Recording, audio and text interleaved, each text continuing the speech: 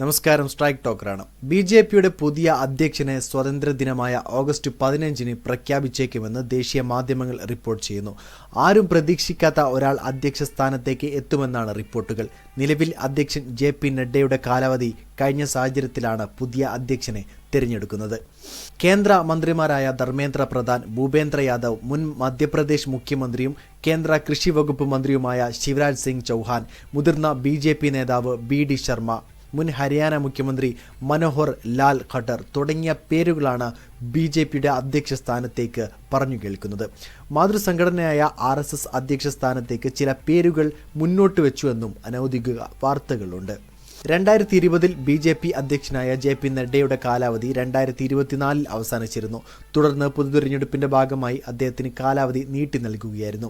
ഈ സമയപരിധി കഴിഞ്ഞിട്ടും പുതിയ അധ്യക്ഷനെ തിരഞ്ഞെടുക്കുന്നത് നീളുകയായിരുന്നു. ഇവരിൽ ആര് ബി.ജെ.പിയുടെ അധ്യക്ഷനായി വരണം എന്നാണ് നിങ്ങൾ ആഗ്രഹിക്കുന്നത്? നിങ്ങളുടെ അഭിപ്രായം രേഖപ്പെടുത്തുക. വീഡിയോ ഇഷ്ടമായ ലൈക്ക് ചെയ്യുക. കൂടുതൽ വീഡിയോസുകൾക്കായി ഈ ചാനലിലൂടെ തന്നെ സബ്സ്ക്രൈബ് ചെയ്യുക. This is strike talker signing off.